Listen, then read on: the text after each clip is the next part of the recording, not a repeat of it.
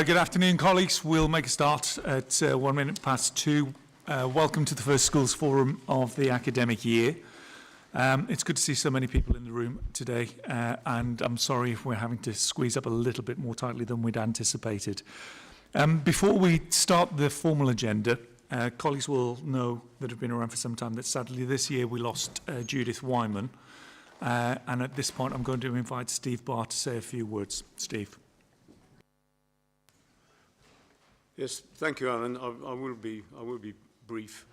Many of you will have known Judy through her membership of Schools Forum, where she was one of the representatives of the schools consultative groups for a number of years. She had, since she retired from her headship, she had a huge number of roles within and indeed beyond Staffordshire. She was the Askell Branch Secretary in Staffordshire for some time. She was involved in so many committees and consultative groups with the local authority.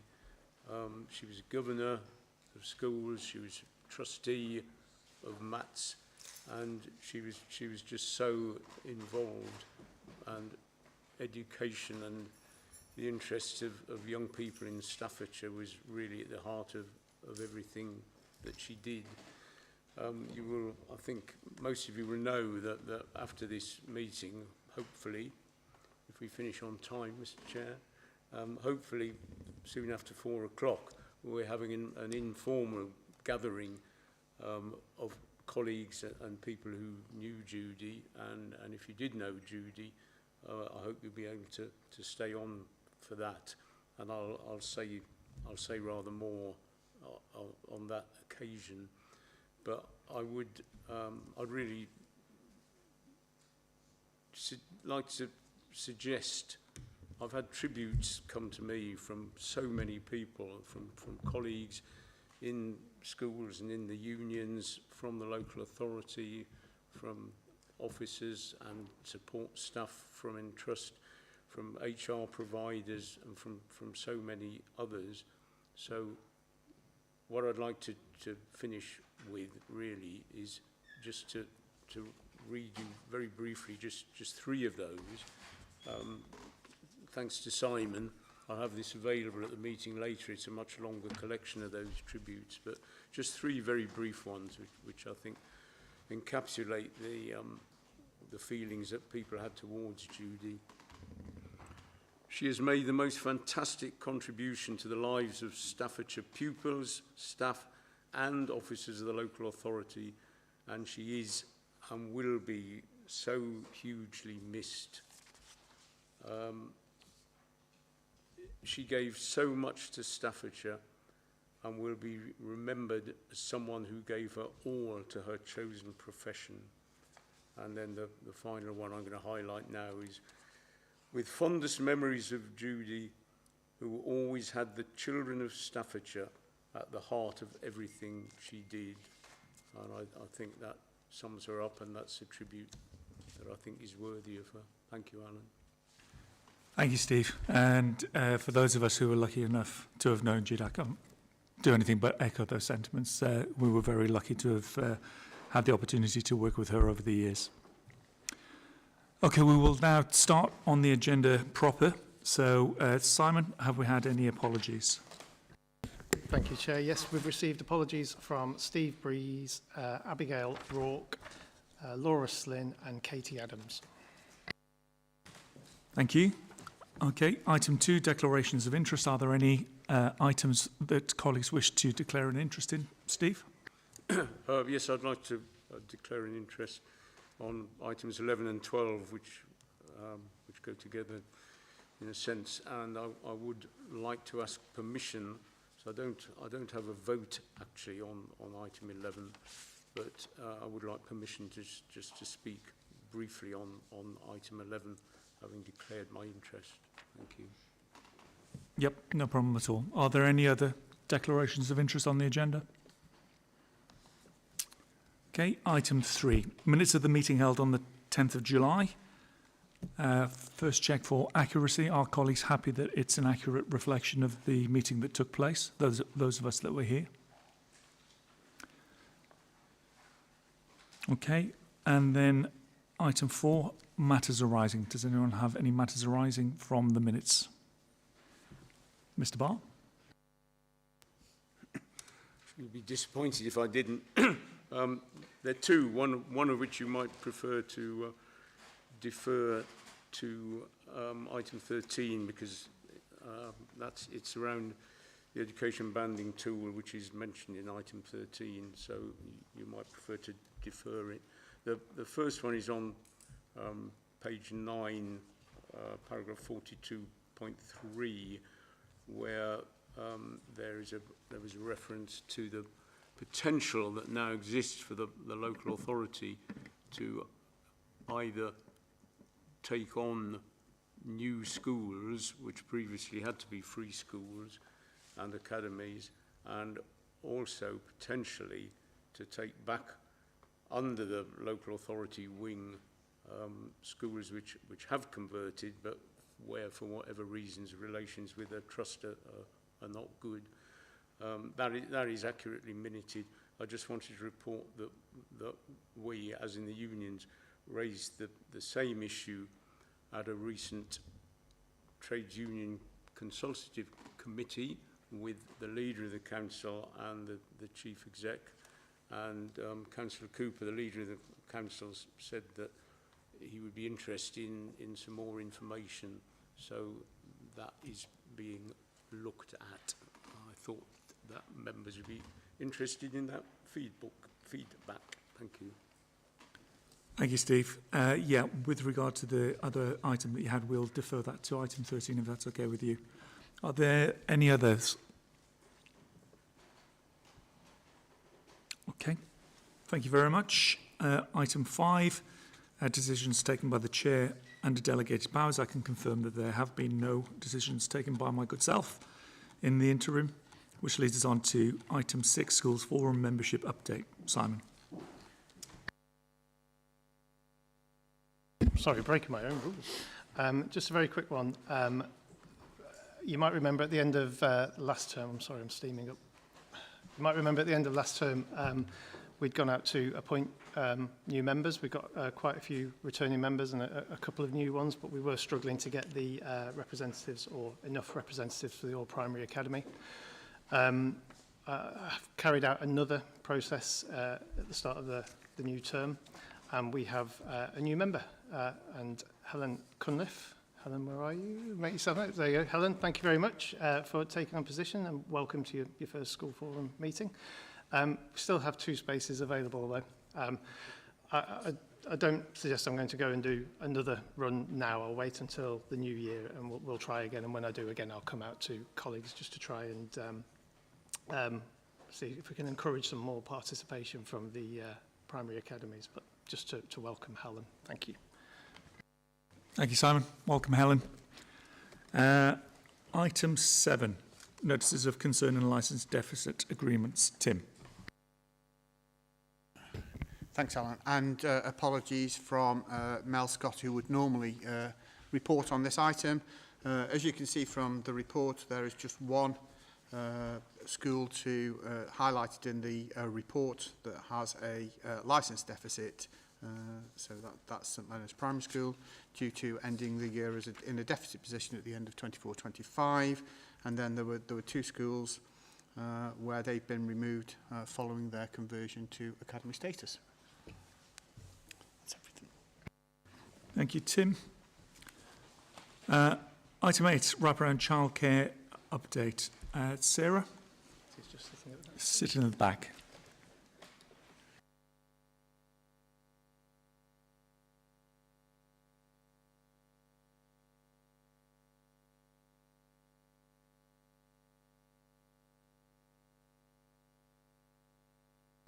Okay, if you want to just put the mic on.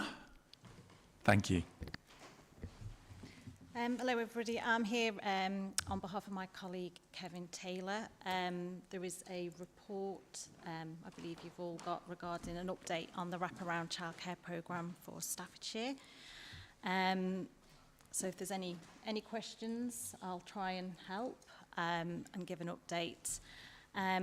One of the updates that we have had since this has been written is that we approximated that there was a 400k underspend that was been unallocated. However, during the end of September, during October, we've received over 8 more applications that have been successful from schools and providers for Wraparound.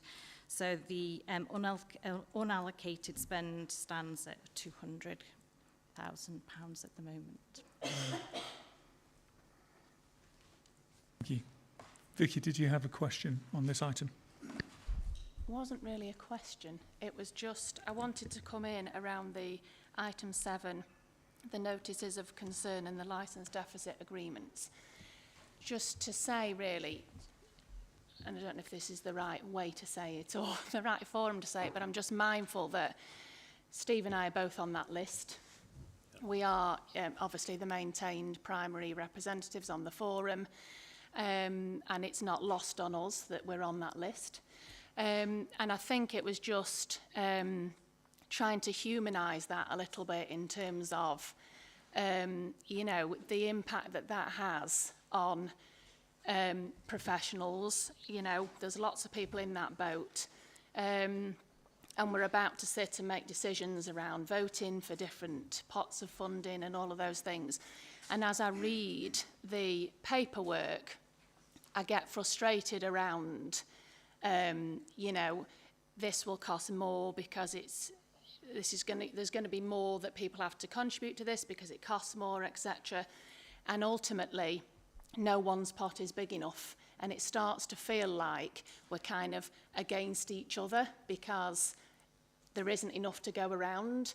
But I just felt it was important to kind of use my voice on the forum to humanise the impact that that has on people and how almost the shame really and the embarrassment of being on that list. You know, I've set a balanced budget for 13 years. I've been head at Endon Hall for 15 years. So it just feels personal, you know, and I just think it's a missed opportunity to not say those things because you watch colleagues physiologically affected by some of the things that we're going to talk about today, and it's really challenging. And I think it's important that we say that and that we all remember that we're doing this for the same reason, and it's the same pot of money and no one's pot is big enough. So I just felt like I needed to say that at some point in the meeting. Thank you. Yeah, thank you, Vicky. I think that's absolutely the case, and it's something that we're all too painfully aware that it's important to remember that we are on the same side, and there are certainly a number of items on the agenda today that you're absolutely right. There is not enough money to go around to do the things that we want to be able to do, and it's very easy to slip into the mode of being oppositional rather than collaborative. And I think that you've absolutely said the right thing with regards to it. It is really important to remember that there are people at the centre of this. There are staff, there are children, as well as the communities that we serve. So thank you for raising that point. I don't know, Tim, if you wanted to add anything else. And I just wanted to echo that from a kind of the officer perspective, is that we also recognise the challenges that this poses to both, you know, our schools, but also to the kind of local authority as well. And it's certainly one that isn't lost in terms of the discussions that we continue to have with the department, whether that be through formal channels or informal channels, and certainly through the responses through F40, through the Society of County Treasurers, the County Councils Network, Local Government Association, all of those things that we continue to provide all of our reports back so that they understand the context within which Staffordshire is operating and the limited funds that are available both to schools and to education across the county. Thank you. Are there any questions specifically around item 8? Emily?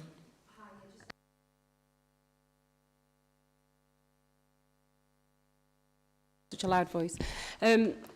Yeah, just on that, I think it's worth noting as well the situation with multi-academy trusts and the DFE and the Treasury and so on when we talk about reserves. and the disproportionate amount of reserves that sit across the sector. I think whilst we're looking at maintained, we should also bear in mind that actually there is no, to my knowledge, national reserves policy, in which case it could often be cited that there's headroom in education because there are some multi-academy trusts that have managed to amass particular reserves, but that's not consistent across. And I think, you know, we need to make a point when we're thinking about deficit positions and a lack of resource that we are at the mercy of a narrative that claims that there is headroom in this sector because there are significant reserves, but that is not necessarily an even distribution across. So just to add really to Vicky's point that it's a more general problem across the landscape.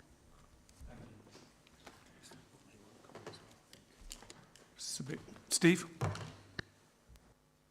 Yeah, I wanted to make a couple of points about item 8 if we finished on. Can I come back to wraparound childcare?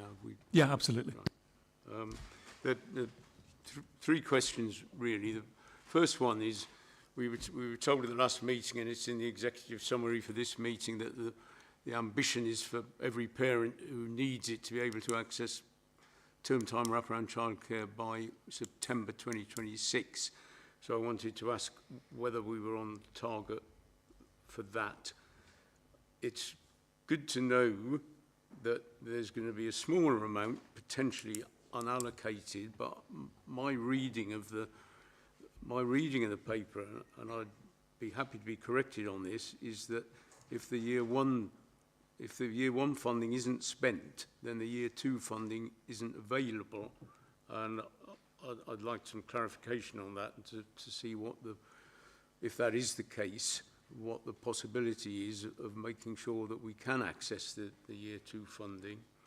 And then the third point is that there was a reference in, I think it's in the minutes from the last meeting, that a lead officer was going to be appointed, and I just wondered whether that had gone ahead or whether that had been affected by the freeze or the pause on recruitment that is currently in place. So, sorry, that's 3 questions there.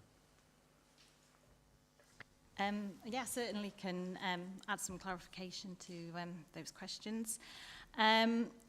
Regarding the availability to parents, I can report that 96% of the eligible schools that required to offer wraparound now do in some form, whether that's the full wraparound defined by the DFE as 8 to 6 or equivalent. That was been through obviously lots of engagement and work through the team to ensure that we've worked with every school that maybe didn't have it to begin with, and we've created new places, but also creating additional places where there was the demand outweighed the places that were available. So we've got over 2,000 additional places in Staffordshire now for before and after school clubs. We've got 13 schools, which is a mixture. They include alternative provision and special schools and middle schools, because with middle schools, the age criteria does apply there as well. So there's around 13 schools where we've worked with where they haven't yet done or accessing any funding, or maybe want to do that for many different reasons, and there's been lots of conversations around with individuals about what those reasons will be. So that sort of relates then to the second year funding and whether we need to draw down, because at the moment with what remained in funding we've got, we can work with those 13 schools if they wish to. Then it's a question of what would we use the money for, with lots of ideas, but it has to keep within the criteria of the programme. So that's a question, and we've got a meeting with finance next week to see if that's required. Regarding the lead officer, I think I'm not entirely sure the answer to that one. We can find out, but what that's done is sort of been absorbed into some of the other roles, so my role and Kev's role. So even though we're doing different roles as well, we're still maintaining the lead over the wraparound provision in the programme. Thank you. Okay, are there any other questions for this item? Philip? Yes, I just wondered, has there been any work done on the effect on PVIs where they might be already engaged in that work? Do we have any data on that? So regarding creating the provision on school sites, it's a mixture of working with the private, voluntary, independent sector and also childminders. So schools can either, they don't have to run it themselves, so we've got the expertise and knowledge within the team to work with schools to introduce them to PVI sector as well. So we've got a very mixture of provision that's available for parents that's managed by schools, PVI or childminders. Am I right in stating that the object of this is that they should be they should be sustainable after, what was it, 2 years or? September 26th. Yeah, so over the course of the last 2 years, the way the funding has been distributed is to support with staffing costs, essential resources and marketing for a 12-month period. That's the agreement that a provider would sign. So what we've been doing since then is looking at monitoring. So we do pre-monitoring and monitoring support visits to look at the sustainability. The idea is that we want all of this provision that's being sort of funded to be able to continue and be self-sufficient. So that requires, obviously, that sustainability element. So that's the support we'll be giving out to all of the schools and the providers. We'll see how that hopefully goes. Or is it thought that on current or anticipated future levels of funding, it's going to be sustainable? It's we've got a different. I think it depends in the demographic. We've got some that are that we've funded that are now self-sufficient and are growing even more. It's a cycle, I guess, of sort of making sure parents are aware that the provision is there, that it's reliable, that it's quality, and it's a consistent manner of childcare for families. So it's getting the families to access it, getting the children there. It is a fee-paying provision, so it's looking at about how we can make that affordable for parents. So there's lots of support.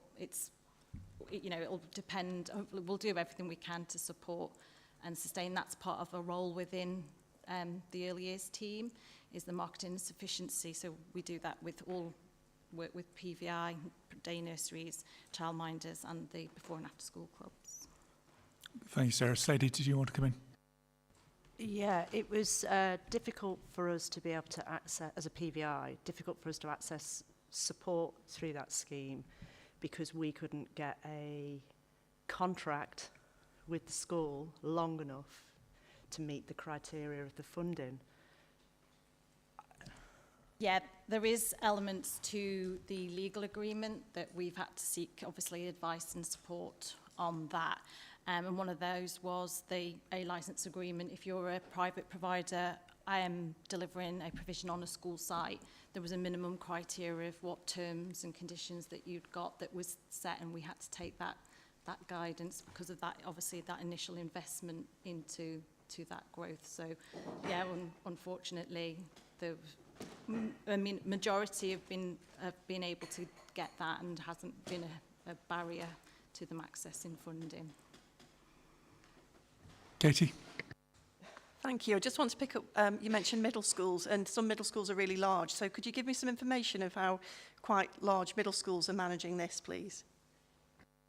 So we've successfully funded 3 middle schools within Staffordshire to almost test, because part of this funding from the DFE is a test and trial, where obviously we've got the ambition in Staffordshire to make it work long term. So we've taken a different approach. We've still been able to support initially with their staffing costs, and they probably started with lower ambitious numbers, but enough that would break even, so that parents can start to access something new, but it's not going to be taken away from them once parents may have found work and need that childcare. What about if they've got siblings? So, you know, because obviously year 7 and 8 wouldn't attract the funding. So if you've got a year 5 child, but with siblings in year 7 or 8, how's that working? Yeah, so we wouldn't. So, I mean, for us, yes, we have to meet the criteria of the age range that it's needed, but a lot of middle schools have taken it on that they would offer it for the whole of the school if they could staff it. Because obviously that's the biggest cost, so we wouldn't be, oh, it would cap and you're too old, you can't come. If that school was offering something after school, it would be there and available for all ages. Thank you, Sarah. Are there any other questions before we move on to the next item? Thank you. Okay, item 9 is the Primary Behaviour Support Service. So there are 2 elements to this. Obviously, there'll be an opportunity to interrogate the reports, and then at the end of this, there will be a vote on the continued de-delegation of this budget. So I believe, Sam, over to your good self.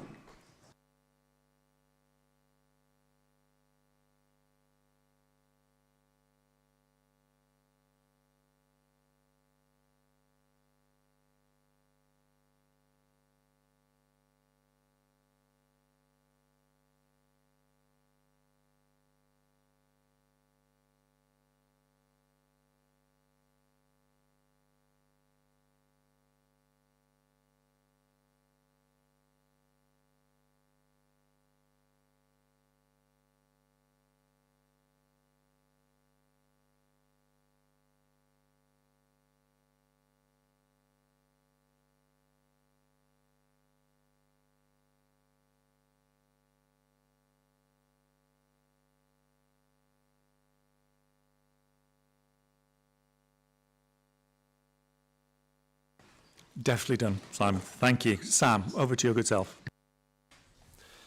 Good afternoon. My name's Sam Thompson, and I'm an Education Commissioning Officer responsible for the performance and management of contracted services with Entrust, including the Primary Behaviour Support Service and Minority Ethnic Achievement Service. Joining me today is Kate Brown, who is just behind me, Head of Special Educational Needs, Inclusion and Education Services at Entrust. The Primary Behaviour Support Service report was circulated with the agenda, so I hope you've all had opportunity to review it. I'm just going to run through some of the key points outlined in the report and begin by drawing your attention to the executive summary on page 1.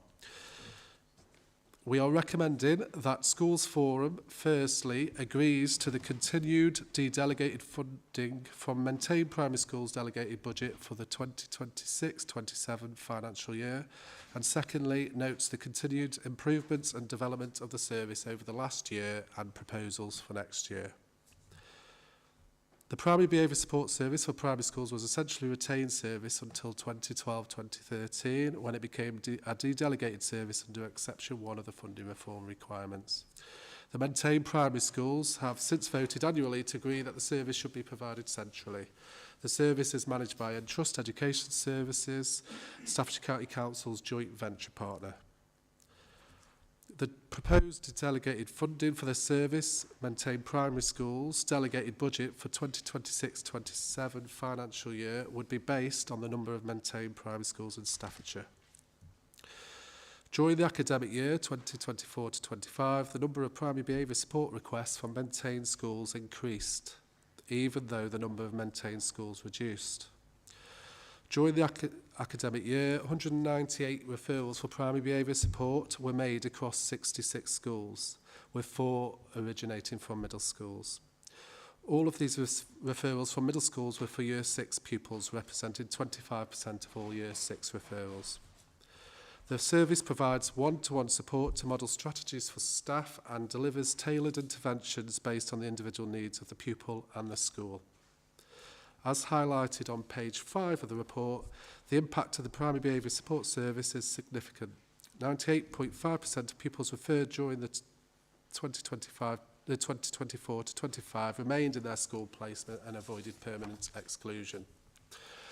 Primary behaviour support is a responsive service. Children are typically seen within 1 month of referral. Reports are delivered promptly with personalised focused strategies that can be easily implemented through reasonable adjustments and whole school adaptations. Schools use reports to demonstrate, assess, plan, do review in the absence or delay of other services. Schools consistently appreciate the expertise and guidance provided, and reports contribute to supporting applications for EAPDR and EHCNA. Additional delivery has been implemented from autumn 2024, as detailed from paragraph 13 to 15 in the report. In response to a request and in line with county-led analysis of early years pupils, the service reviewed Stafford County Council data on pupils known to the Early Years Senko and Early Years Forum prior to starting primary school. Following this review, the service has contacted all maintained primary schools receiving 1 or more pupils known to the Early Years Forum in September 25 to offer early intervention support. The service has developed a draft assessment tool aligned to behaviour and SEMH needs for reception in Year 1 pupils, and they've delivered a behaviour clinic in 1 school focusing on reception pupils, and that's a case study that's detailed on pages 8 and 9. As mentioned earlier, feedback from schools has been consistently positive and is summarised on pages 7 to 8 on the report. 161 school visits were delivered in 2024-25 and 100% of respondents rated the service good or excellent. To conclude, we have identified 2 recommendations for the next financial year, 2026-27, in addition to core delivery. Recommendation 1 is to continue to offer schools which meet the criteria a behaviour clinic and expand the roll out of behaviour audits. And recommendation 2 is to prioritise early identification of pupils requiring primary behaviour support during their transition from earlier settings in the 2026-27 academic year. Thank you. Thank you, Sam. Before we move on to the vote, obviously there'll be an opportunity for colleagues to ask some questions about it. I had a question. Obviously, I'd seen that the middle schools were identified because of Year 6 pupils and the support that was addressed there.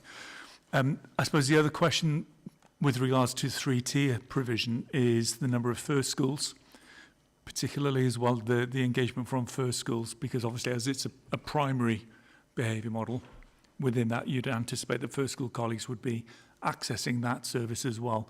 Is there any data that's available on the engagement level from first schools?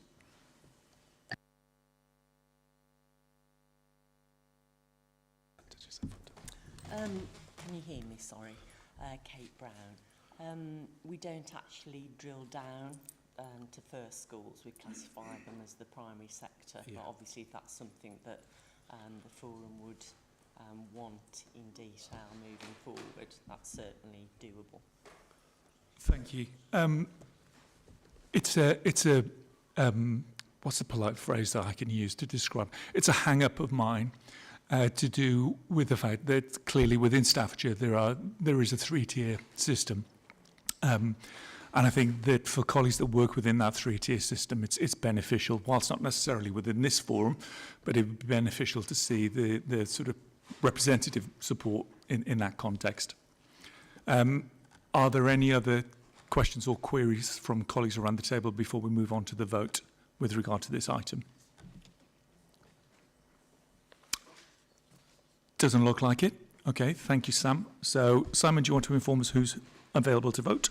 Yes, so this is Maintain Mainstream Primary Schools, which, Lindy, you are also included in this as your representative of both. So the question is, do Maintain Primary Forum members agree to the continued de-delegated funding for 2026-2027? All those in favour? 1, 2, 3, 4. I'll ask the question even though there's only 4 of you, so against, and abstentions are none. So that's unanimously carried. Thank you. Thank you, colleagues. Okay, item 9, the Minority Ethnic Achievement Service. Sam, back to yourself. Yes, the Minority Ethnic Achievement Service, MEAS for short. I'll begin by drawing your attention to the executive summary and highlighting the key recommendations there.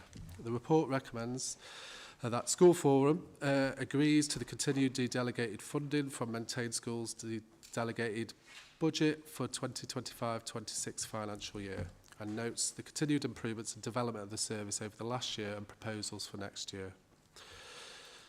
The Minority Ethnic Achievement Service is available to maintained schools as outlined on page 2 of the report.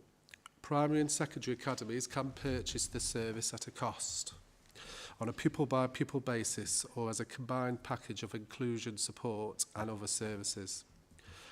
The proposed de-delegated funding for this service maintains schools' delegated budget for 2026 to 2027 financial year would be based on the number of maintained schools in Staffordshire. Figure 1 on page 3 shows referrals from maintained schools, while the table on page 4 provides a district level breakdown. Page 6 outlines the impact of MEAS. Since April 2024, the service has expanded delivery and implemented last year's recommendations, including promoting a whole school inclusive approach and producing training for schools. 10 schools have received intensive support, including training sessions, whole school audits and one-to-one pupil support. Notably, none of the pupils supported during 2024-25 received fixed-term suspension or permanent exclusions. All feedback following visits via Microsoft feedback forms remains at 100% outstanding. Positive feedback from school is summarised from paragraph 22 on page 7. To inform the Schools Forum vote on de-delegated funding for 2026-27, a questionnaire was circulated to maintained schools. Of the responses received, 90%, which was 9 out of 10, supported retaining the MEAS service. Only one respondent opposed continuation, citing non-use of the service. Again, as outlined on page 8, quality feedback highlighted strong satisfaction with delivery. Additional service developments are also detailed in paragraphs 23 to 26, which pages 8 to 9. The new Ofsted framework, effective November 2025, introduces key updates impacting support for pupils with English as an additional language. Relevant points are listed in paragraph 27 on page 9, reinforcing the value of MEAS in helping schools meet these requirements. There are also 2 case studies illustrating MEAS delivery, and they are provided in paragraph 28. All schools accessing the service reported positive impact on pupils, staff and the wider school community. Finally, recommendations for 2026 to 27. In addition to core delivery, these recommendations include, number 1, to promote the use of IT in supporting pupils new to the country, and secondly, to offer Staffordshire EAL Inclusion Awards for schools, acknowledging and celebrating their support and provision for EAL pupils and their families. Thank you. Thank you, Sam. Any questions for Sam on this item? Okay, we'll move on to the vote. Simon? Thank you. So this is for all maintained mainstream schools. And the question is, do maintained forum members agree to de-delegated funding for 2026-2027? So those in favour? 1, 2, 3, 4. Against? And abstentions? Okay, that's carried. Thank you. Oops. Thank you, Sam.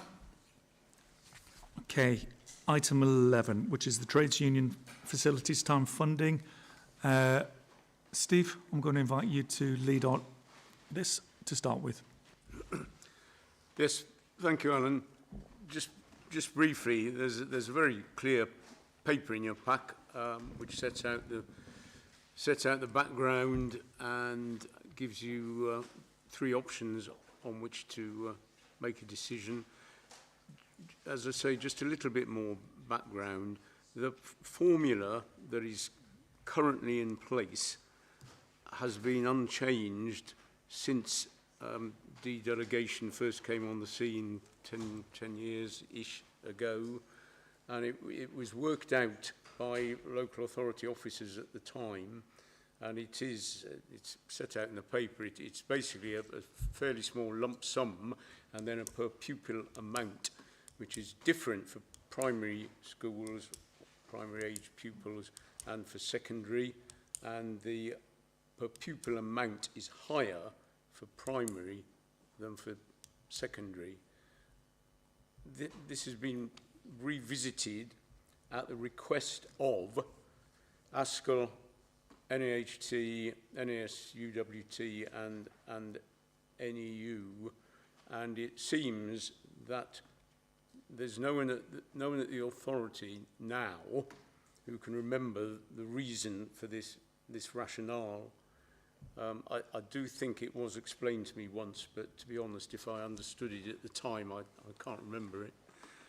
So the unions suggested that it would be a way forward and more equitable if there was just a straightforward per pupil amount, eliminating the differential between primary and secondary and eliminating the lump sum, which has actually been unchanged since it was introduced, £280, which is more significant for a very small primary school than it is for a large secondary, clearly.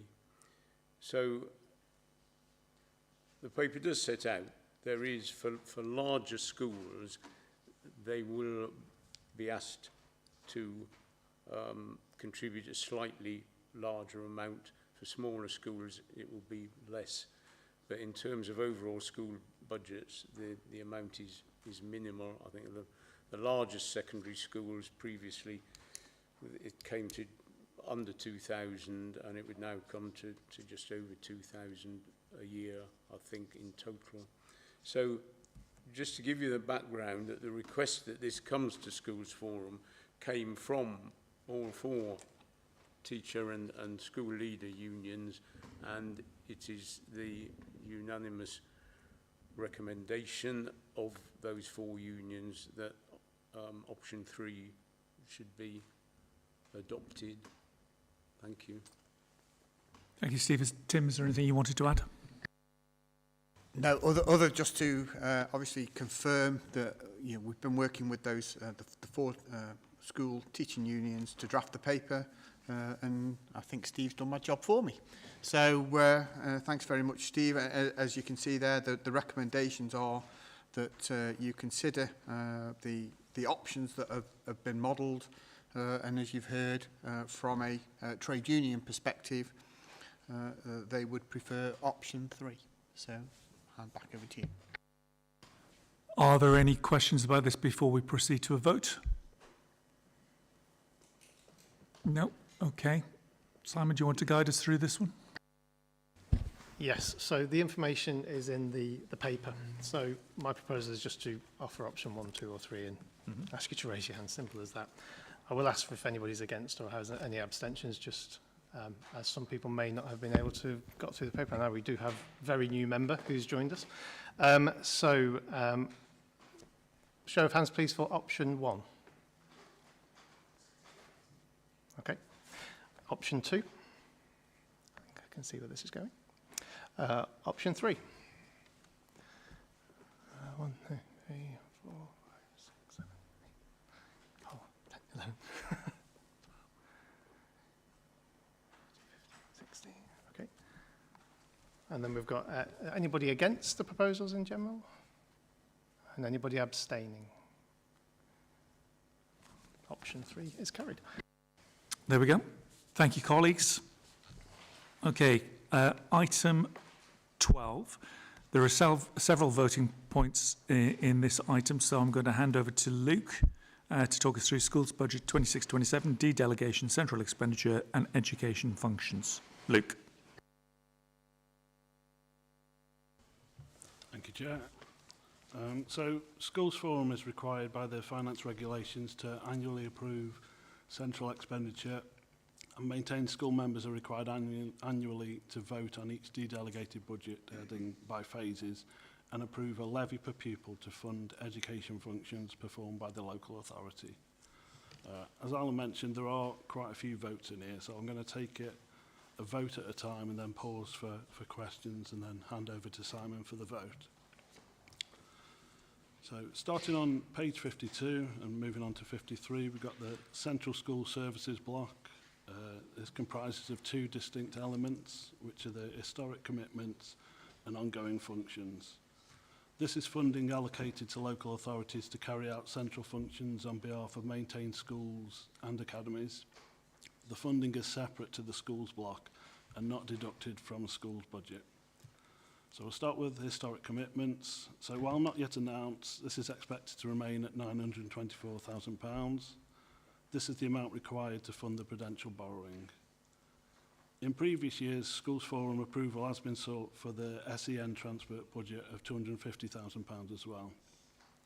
Given the current pressures in this area and in accordance with the deficit management plan, these costs will be funded by Staffordshire County Council going forwards. So I'll just pause there for any questions and then hand over to Simon for the vote.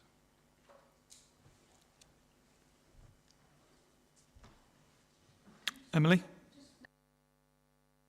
Emily, you'll need your microphone. I'm really sorry. Is that working? Yeah. Is the money that is underspent from the central schools block offset against the higher needs block if it remains at the end of the year?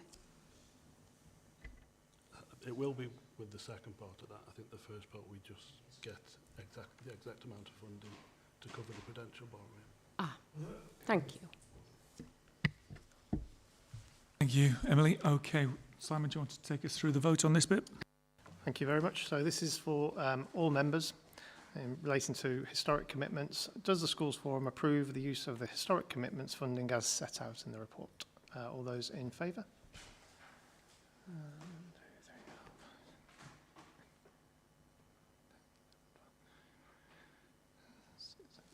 Okay, against? And abstentions? No, unanimous, thank you. Luke? So onto the second part of the Central School Services block, which is the ongoing functions. So these are funded by a combination of council tax and DSG. The annual liability for teachers' pensions added years is funded by council tax, and this is estimated to be circa £8.1 million. The other ongoing functions listed in Appendix 1 are estimated to be £4.4 million. Any underspend will be used to contribute towards the DSG deficit. Now, I'll pause again for any questions and then pass over to Simon.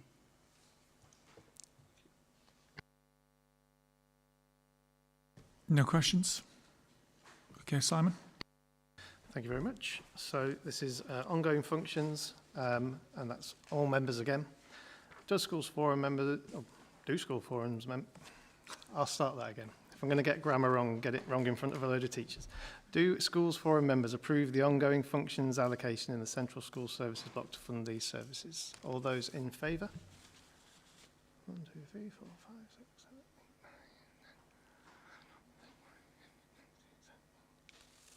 9. Thank you. Against? Abstentions? Wonderful, thank you. Super. Back to yourself, Luke. Thank you. So moving on to the growth and falling roles funding now. So as in previous years, it is proposed that the growth funding allocation is used to fund pupil growth in the national funding formula and allocations as per the growth fund policy. Any underspend will be used to contribute towards repayment of the DSG deficit as detailed in the deficit management plan.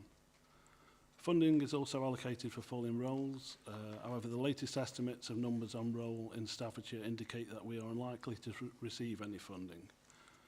If funding is received, we propose that this is allocated to schools as per the falling roles criteria, which was approved by Forum on the 23rd of January 2025.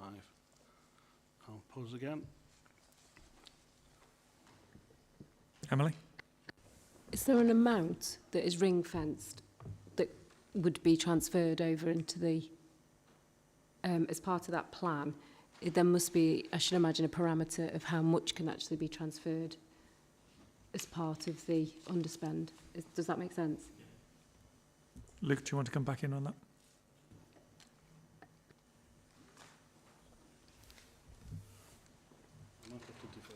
Will, did you want to come in? Yeah, so the growth fund allocation won't be determined until December. So we'll get that from government, and from that we will fund anything we need to fund in order to fund the NFF in full. And then we will fund growth fund places. If there is any surplus, and based on previous years, usually there can be, then we put that towards the deficit management plan. But what regulates the surplus? That's what I'm concerned about. So if what governance regulates that surplus, so that, you know, if worst case scenario, no decisions of expenditure were made, you'd have 100% that could be transferred across into the DSG. That's a, you know, a sensational example, but what regulates that? Well, we will make sure we fund for growth fund first. Yeah. So the growth fund will be funded in accordance with the growth fund policy, which goes in July's Schools Forum. So we'll make sure that's funded first. Any surplus which is still available, we'll use to fund the NFF budget. If there's still any surplus, then we will contribute it towards the deficit management plan. Thank you. Tim, did you just want to make any comments about the... All I was just going to say was, in the same way that we've got a fall enrolled criteria, we've also got a growth fund criteria as well. And that's what kind of drives the difference between, so we make sure that we are able to deliver what's required in that growth fund criteria, and then that it's based on what's allocated. We apply the growth fund criteria, and then it's what's left. So it's based on allocation versus our policy criteria. And in terms of oversight, that obviously comes back through to the Schools Forum anyway for us to be able to vote on that process. Okay, are there any other questions from colleagues before we take a vote? Yep. Just to point out really the impact of having less children on roll because of the birth rate situation that we've got nationally, which is unlikely to be 10%, but it is still a significant impact on your budget. And at the moment, we haven't got the notional allocations, and the final allocations won't be known until December. So we're making decisions on pots of money that we don't know what the pot is yet. And then anything that's not spent in the pot goes to DSG. And actually, if we already, I don't think anybody disputes that one is then still for the greater good, but it just seems backwards. I think we all understand why we're having to make decisions now when the funding hasn't been allocated yet, but you're then going to have these pots that will go into DSG, and if we'd have known what the pot was to start with, we might have been able to make I don't know, better judgment. Yeah. We do, for 3 million is an estimate, which we do build up, and we are pretty close with our estimates. So it's not like we've just taken last year's allocation. We do build up an estimate, and we tend to be fairly close. But we have to tell you we don't know the funding at this point, and it is an estimate. Any other queries or points to be made before we proceed to the vote? Okay, Simon. Thank you very much. So this is growth and falling roles funding. Does the Schools Forum approve the use of the growth and falling roles funding allocation as set out? Sorry, this is all members as set out in the report. Those in favour?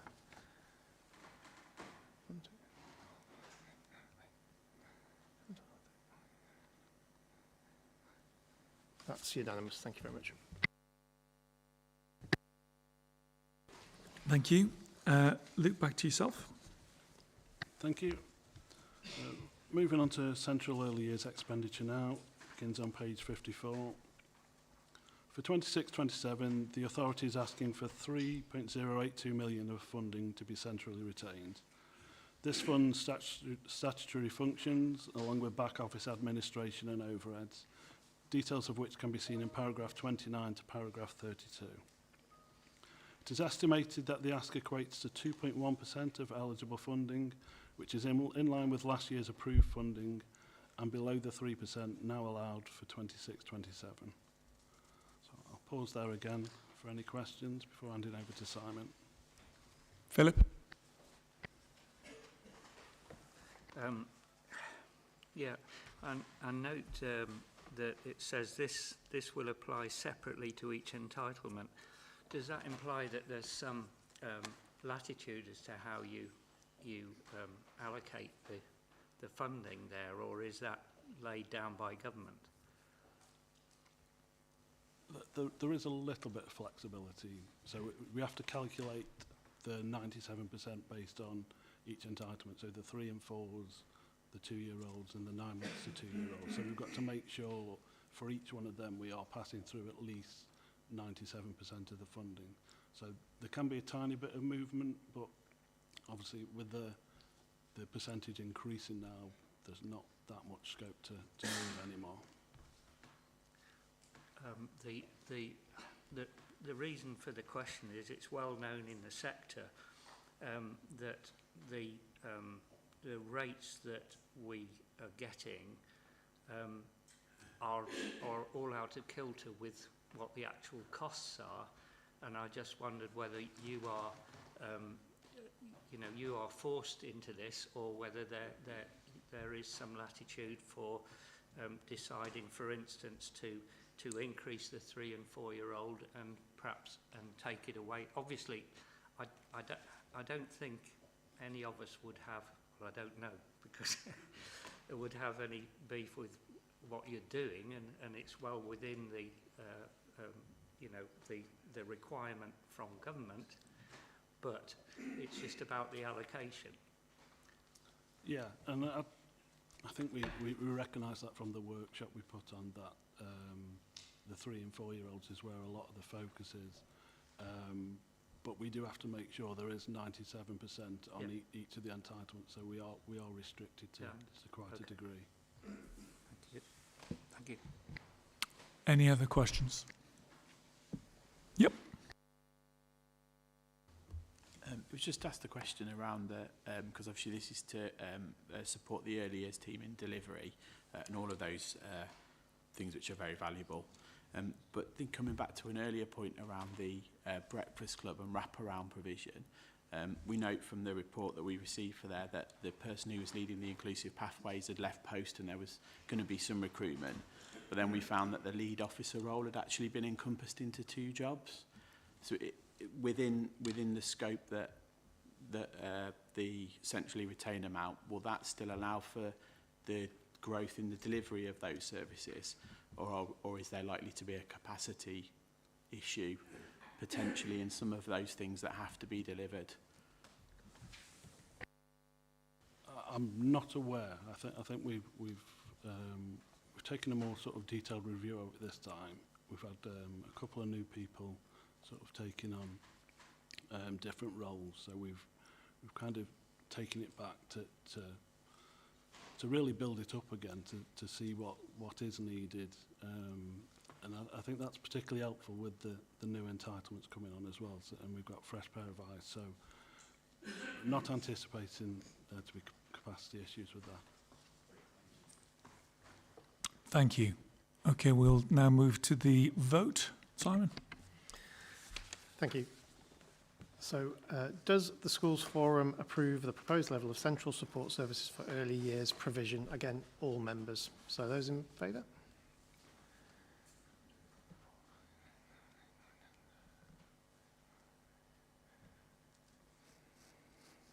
That's unanimous. Thank you very much. Back to yourself, Luke. Thank you. Moving on to central expenditure for maintained schools only now.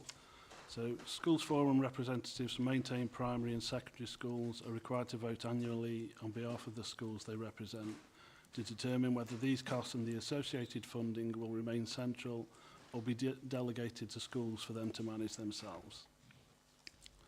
So we'll start with the de-delegation first. The areas proposed for de-delegation for 26-27 can be seen within the table on page 57. Further details for each area can be seen within Appendix 2. The estimated budgets are shown for maintained schools. Actual figures will be finalised over the next few months as the school census becomes available.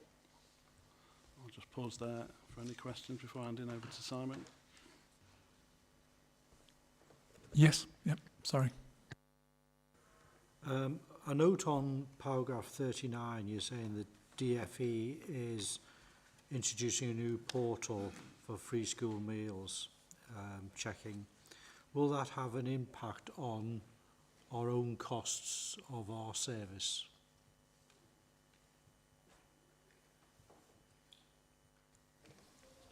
I don't think so.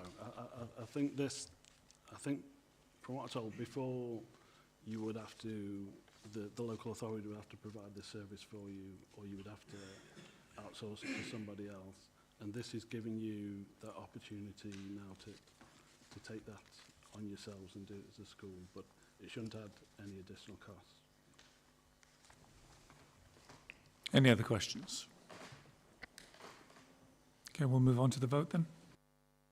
Thank you. So this is mainstream maintained school members only. And the question, I'll just make sure I've got the right. Do maintained forum members agree for these budget areas to be de-delegated for 2026-2027? All those in favour? 1, 2, 3, 4, 5. Against? And abstentions? No, sorry, it is 7. Thank you very much. And then the last part, Luke. Thank you. So this is the education functions. So local authorities can fund some services relating to maintained schools. The services currently provided are listed in Appendix 3, along with the levy per pupil that will be required to fund them. You probably spotted there is a new line within the table for this year, albeit it isn't a new charge, and this is for the accounts receivable and accounts payable functions. These were previously charged directly to individual schools. However, upon sort of review of those charges, we felt it was better to include them within this report to enhance transparency and simplify the charging process. If maintained school members do not agree to the levy required for any of the services listed, the funding and associated responsibilities for providing this service will be delegated to schools. I'll pause there for questions before handing over to Simon. Thank you. Okay, any questions? Yep. You touched on paragraph 45. So, did all schools previously get charged with this anyway? Yes, I believe so. Yeah. So, is that the transactional? How do we get charged with it previously? So for maintained schools, there was just a charge. There was a charge put through onto the school's cost centre for essentially the accounts receivable and accounts payable service. What this is looking at is bringing it here to charge out on a consistent basis with other kinds of expenditure. So basically, we should see a reduction. Yes, so well, ideally, overall, will be the same across you'll still get charged. You'll still get charged, but there'll be a different charge, and it'll be on a different basis, because it used to be on historical transactions which have gone through the system as accounts payable and accounts receivable. Now, similar to everything else, it's based on number and roll. Right. Okay. Thank you. Any other questions before the vote? Okay, Simon.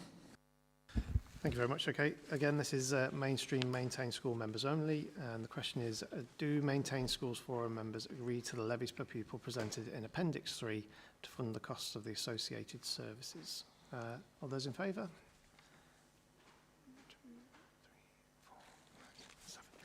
Okay, that's unanimous again. Thank you very much. Thank you, Luke. Okay, we'll now move on to agenda item 13, which is the High Needs Budget Report, Section 19, Alternative Education. And I believe Sarah or Carl, who's presenting? So this one's Carl, sorry. Carl, Okay, yeah. wrong port, sorry. Over to you, good self, Carl.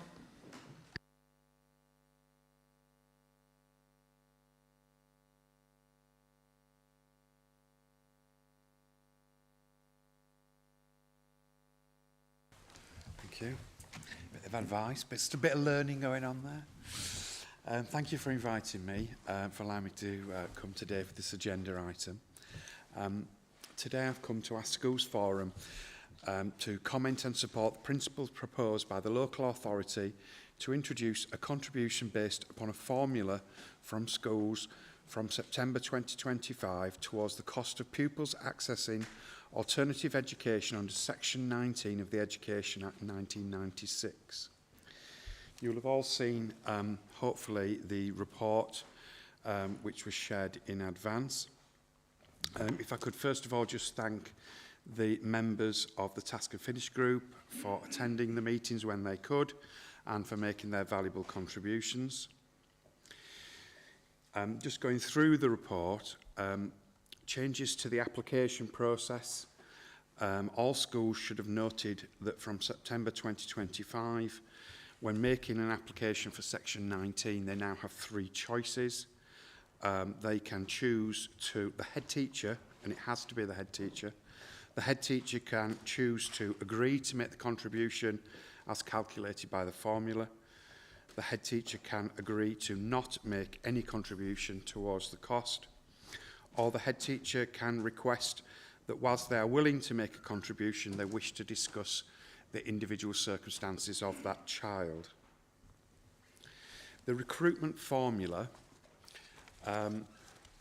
has principally stayed the same that has been proposed before. The significant change, and we thank the Task and Finish group for bringing this to our attention, was that pupil premium. We'd originally proposed taking a contribution of pupil premium, but a sensible and clear argument was put that actually removing pupil premium from schools would have impact on other students. So we agreed that we would no longer, within our calculation, within the formula, take a contribution towards pupil premium. The other significant change within this report, we were tasked to look at funding which we had previously requested or taken from schools prior to September 2025, and after a great deal of consideration and advice, we have agreed that we will not seek those invoices any further, and that any monies that were taken from schools will be credited back to those schools. Now, as I mentioned at the beginning, we have been asking schools whether they would like to make a contribution or not, or if they requested a further conversation with us. I can report that since September this year, since we've had this facility up and running, 17 schools agreed to contribute using the existing proposed formula. A further 7 agreed to contribute but wanted to have a discussion with us around exceptional circumstances, and 25 schools declined to make any contribution, which I think, if you work it out, I'm not a mathematician, but I think that's about 50-50 between the two options. 50% of those who wish to make some contribution and 50% of those who declined to make any. The final point I'd just like to bring out of the paper is that we are aware that within this proposal there will be children who have been on Section 19 for a length of time, and that time will be before September 2025. So what we propose to do is we will write to every school who has a student currently on Section 19, whether it's before the September date or after the September date, and we will just ask them to confirm to us in writing again if they wish rather, to make a contribution towards the cost of Section 19 or not. The intention here is so that when we do issue the new invoices for the September to December period, that they will be accurate and they will only include the children where the schools have said, yes, we would like to make a contribution, or we would like a conversation with you about the level of contribution that we make about individual students. So that's really all I have to say in addition to what's written. So, Mr. Chairman, back to yourself. Thank you, Carl. And I know that this has been a perennial favourite topic. I'm sure colleagues will have a number of questions. Before I open it up, there are a couple of points that I'd be grateful for further clarity on. Point 7, the second point within point 7, 50% of the ARPU for Year 11 pupils up to the statutory leaving day in acknowledgement of additional responsibilities for pupils in their final year in respect of exams and post-16 placements. Could you elaborate on those additional responsibilities a little for us? Yeah, so when we were having conversations with the school representatives, it was clearly pointed out to us that obviously Year 11 students, there's the cost of examinations, there may be additional costs. Some of these children attract additional costs around the invigilation of their exams.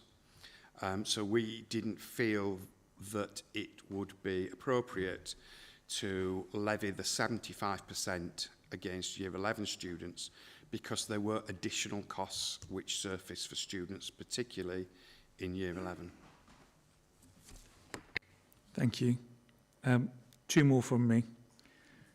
I suppose one is a practical question is the process for invoicing schools the same for academies as it is for maintained in this new proposal?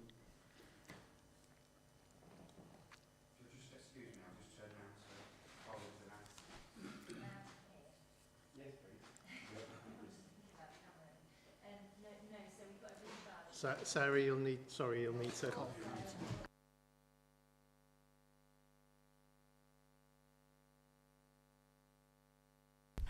No, so whilst we have the invoice process for the academies, we do put a recharge through the system because obviously we share a system with the schools. So for the maintained schools, it is put through on the system. But the capacity to be able to agree to it or otherwise still sits with the head teacher within this process, whether they're maintained or academies. Yes, so the head teacher has to agree. And it's, just on that point, it was pointed out to us, in the Task and Finish group, that some schools were putting the requests in without it having gone in front of the head teacher. So that's why we've added the paragraph here that we, the local authority, can't be responsible for that part of it. So it's about emphasising to the schools that they must have an internal process where any Section 19 request goes in front of the head teacher. Okay, thank you. The final point from me, I suppose, which is one that no doubt a number of people will pick up on, is the inherent imbalance between the schools that have chosen to pay and the schools that haven't chosen to pay. So, plain devil's advocate, if I'm a head teacher of a school that's chosen to pay this time round, and I'm looking at colleagues who have chosen not to pay, I'm going to be sat there thinking, well, why am I paying? So, from an LA perspective, I'm sure there'll be some thought about what the approach is going to be with regards to that.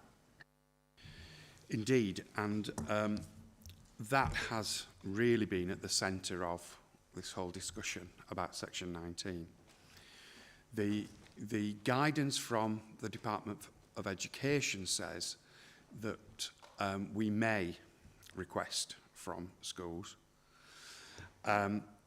where we have consulted with the Department for Education.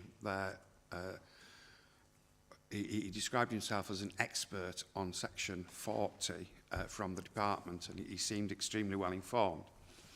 And he was of the opinion that it is a may, and that it is put in there as I think maybe the term he might have used was goodwill gesture, a contribution toward, because of the escalating costs of Section 19. Now, we obviously, as a local authority, put it to him that is really not helpful in our environment. And I put to him exactly what you've just put to me. So if you're looking at it financially, you're going to say, well, if I've a school that's stuck for money, why would I give free money away to the local authority? But then if you're somebody who thinks, well, actually, you know, the cost of Section 19 is enormous, £2 million-ish a year for us at the moment, it would seem reasonable that the money follows the child, as is the principle, and therefore I should make a contribution in the sense of being fair and reasonable. So that's the answer we got from the DFE. I will be open and transparent with you. From that conversation, the gentleman's name's Andrew Y. He has now agreed that we will submit to him our costs of Section 19. He was unaware of the significant costs of Section 19 and how it had arisen. And he is willing to look at that in respect of, does there need to be a change to Section 40 of the regulations, which is the section that he believes would then, if amended, make it a requirement of schools to make a contribution of their funding. Thank you. I mean, I don't envy you. It's a no-win situation, absolutely. Tim, did you want to come in?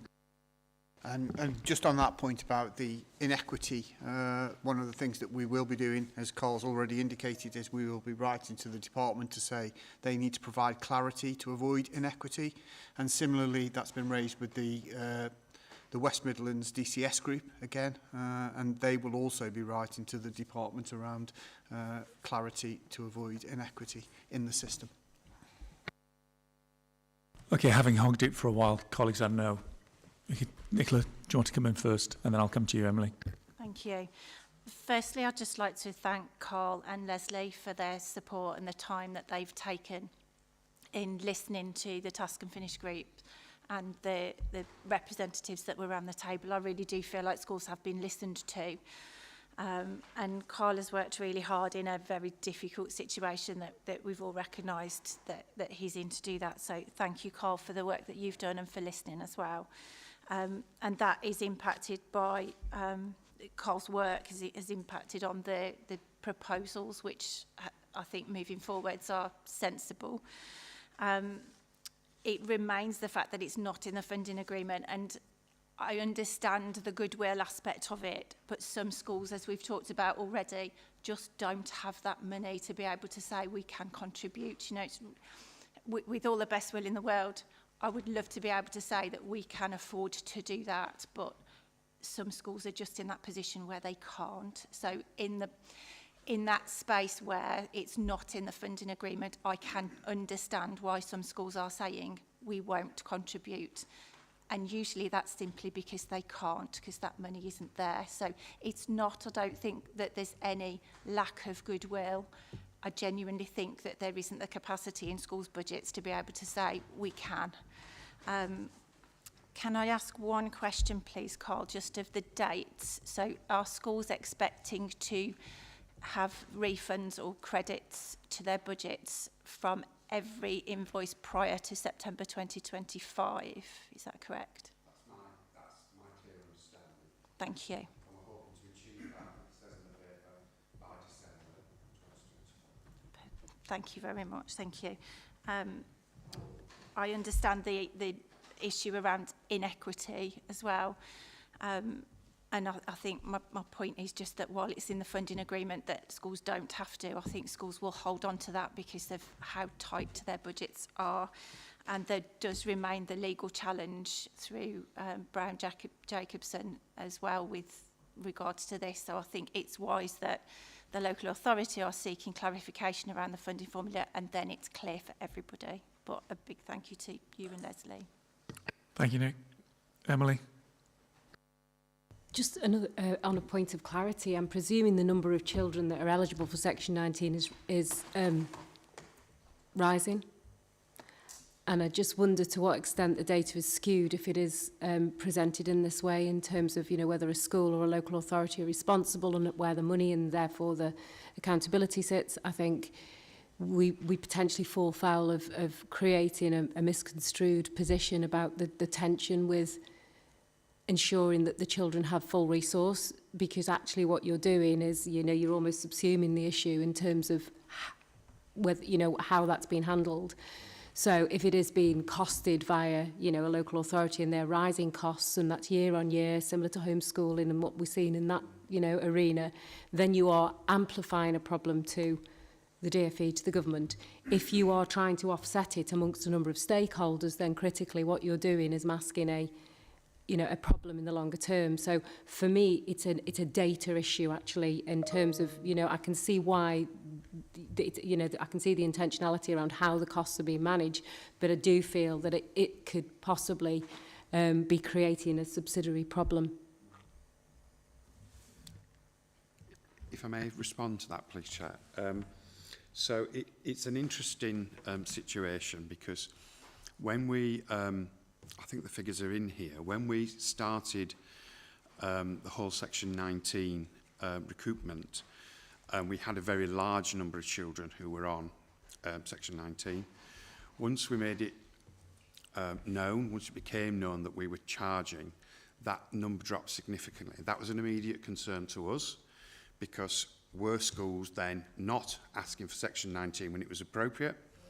So we then did make it clear to all schools that, you know, Staffordshire County Council, to the best of my knowledge, has always worked in a child-centred way. So what we said to schools was, look, you know, put the request in and we'll sort the money out later. Child first, finance later. I know that isn't great when you're doing budgets and everything, and I do appreciate that now in hindsight, but that's the direction that we gave. But our numbers still remained reasonably low.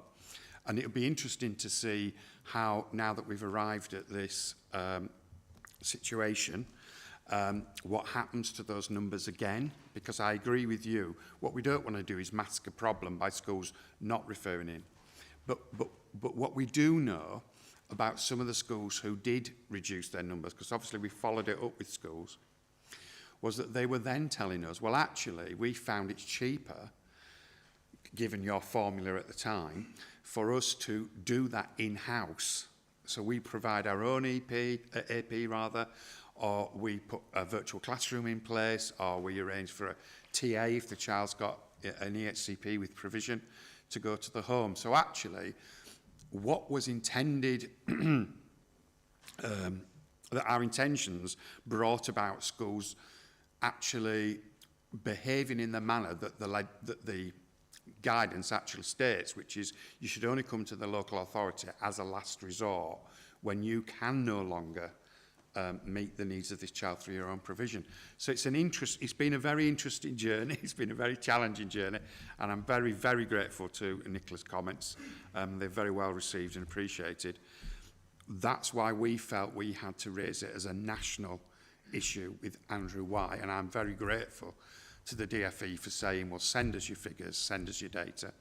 And Tim's raised it nationally in the hope that other local authorities will do the same, because there is a problem here and it needs to be raised nationally that with the increase of children having emotional well-being issues which lead to them not being able to come to school, it is costing schools and local authorities an awful lot of money which has not been budgeted for.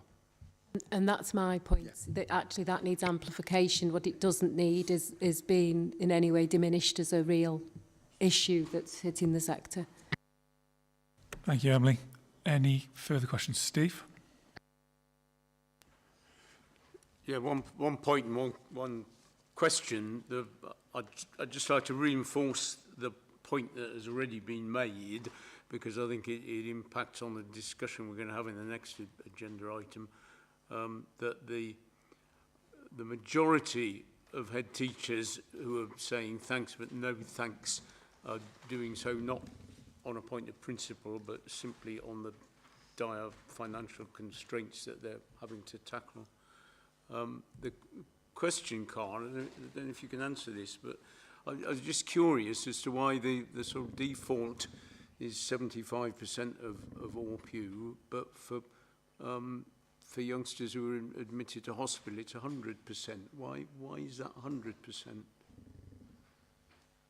Yes, so that's when we looked within the focus group at, so what does a school, when a child's off school, long-term ill, what is a school still required to do for that child? And I know there are still administrative things that go on for that child within that school. Physically, it is things like liaising with the tuition company to make sure the child continues to follow whatever syllabus they're on. And it's also a safeguarding requirement that the schools continue to make what we call keeping in touch meetings with the school. So that's where the 75% came from. The reason it goes to 100% when a child's in school, in hospital rather, beg your pardon, when they're in hospital, all that transfers to the hospital. So because they're in hospital, the hospital takes over all the safeguarding elements. The school isn't required to keep in contact with them. The hospital may phone the school to find out what curriculum they're on, but then because they're qualified teachers within the hospital, they'll then put them on the work that they need to do. So that's the difference between, that was the thinking and the rationale behind the two. Mark? Yeah, just to make the point about head teachers signing not to contribute, and to be honest, I am surprised it's 50% have said no. Whilst there's an ongoing legal challenge over whether this is okay to do, head teachers out there are being advised to say no, not paying, so that will continue until that's resolved. So it's very difficult to sit here and support a proposal when there's a legal challenge over whether this is okay to do, and very unhelpfully the FE have the line may ask. So that's one point. The second point is that my experience is it's too easy to access Section 19 support, and there's a lot of people out there suggesting to parents that is the solution to not what it's used for. So children that can't attend school medically for whichever reasons. I've got a child in year 8 that mum is being told by various authorities that get the school to apply for Section 19 because that'll solve the problem. No, it won't. It's a short term, supposedly a short term. If Section 19 support goes in, that child will never return to school because they've received what they want. It's not. So I find it difficult to support something that's being challenged. The other point I would like to make is that, and I hear it quite often, the money following the child. Obviously, schools aren't setting their budgets and running their schools based on ring-fenced amounts of money per child. It doesn't just sit there waiting to go out because this child... Schools have spent it. They are heating they are paying their staff, they have bought their resources. So it doesn't exist, and I just wanted to make the point that those 50% of head teachers that have said no are either being advised to say no currently by their various legal representatives, or they can't afford, and because the money can't just follow children when it's been spent to set up an organisation. Thank you. Carl, did you want to come back there before we move on to the vote? If I may answer the second part of your question, then I'm going to ask Tim to answer the first part of your question about the legal challenge, if that's okay. Of course. So I absolutely 100% agree with you that we have got some people, both professional and not professional, advising parents about Section 19 as almost being an entitlement. Now, what we've done in response to that as a local authority is we introduced the Section 19 assessment, Now, I can't give you the figures. I apologise for that in advance, but we don't agree every Section 19 referral that comes in.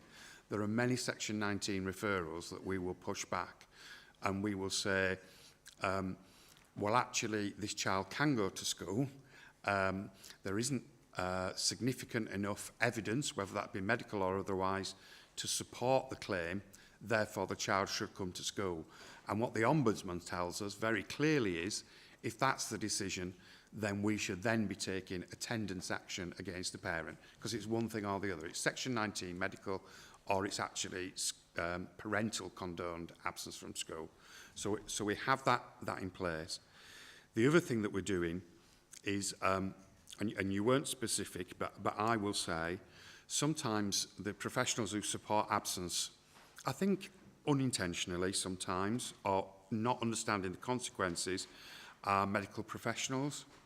So we have been working with Catherine Lewin from the NHS, and we are doing a lot of educative work with medical professionals, both GPs, mental health practitioners, to say, actually, if a parent and a child come to your clinic or surgery, can you give very careful and considered thought to whether you support non-attendance? And what we're actually asking them to do, in the majority of cases, is if it isn't critical that child stays off school because of a very serious illness, that they actually refer the parent back to the school and say, well, actually what you need to do is go back to the school, work with school, send lots of other departments within the school, external partners around the school, to try and get that child. So we absolutely join with you in saying we've got to push back a little. Yes, there are very genuine cases out there, but there are others where parents are perhaps misunderstanding the intent of Section 19 and asking for it when it's actually more appropriate for school to continue to work with the child. Is that helpful? Thank you. Tim. Thank you, Carl. Tim. Thank you. And just to clarify, Mark, this is our response to that legal challenge. So when you say, you know, in terms of there's an ongoing legal challenge, our view and our legal advice now is that we are entitled to ask. And the school has 3 options, and we've set those 3 options out. So there is the option to say, yeah, and we'll contribute as set out in the criteria. No, we're not going to contribute. Or actually, we'd like a discussion about what the contribution should be. So from that perspective, there is no, as we understand it, there is no legal challenge to that position moving forward. We've clarified that we're going to provide back the funding up until September 2025. And so I'm not quite sure where a legal challenge sits, because guidance quite clearly states that we can ask. It comes back to that may bit, and I'm not going to rehearse that conversation about the inequity of the position that we all find ourselves in. Okay. Yep. Hi there. I represent the Archdiocese of Birmingham, so I should introduce myself since it's my first meeting. Is there any scope within the calculations or the charges to take into account a pupil that wasn't enrolled on the October census? Because like if we have a Year 11 pupil join in November, we don't get any funding for them whatsoever, but we would still get charged, as I understand it, or as though they were with us. Is there any scope for taking things like that into account?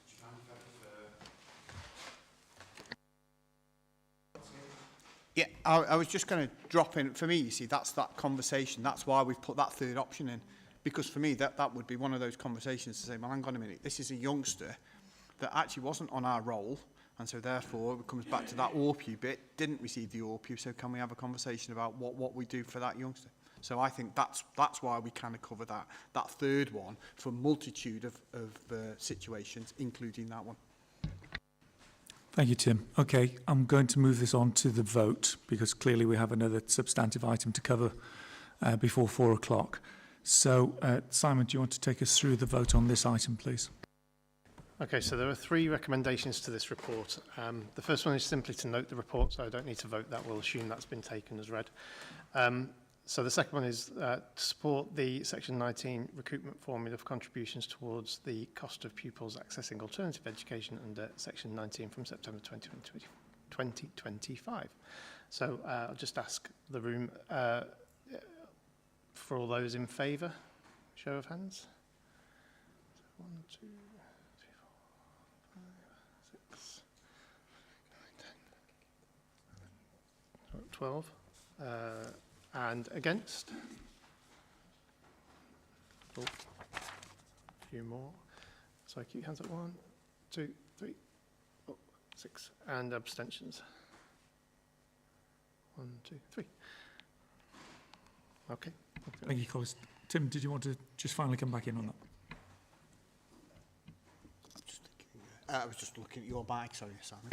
Just to clarify that vote there is around supporting it. There is no, and I'm going to clarify this again, Mark, from a legal perspective, there is no legally binding decision that you've just taken that applies to any school in Staffordshire. This was, again, seeking your support. Just because you've voted, and I don't know what the proportions of the vote were, but that does not affect every individual school in Staffordshire. Their decision remains their decision. Okay, thank you. We will move on to item 14 then. Is it Sarah that's taking us through this item?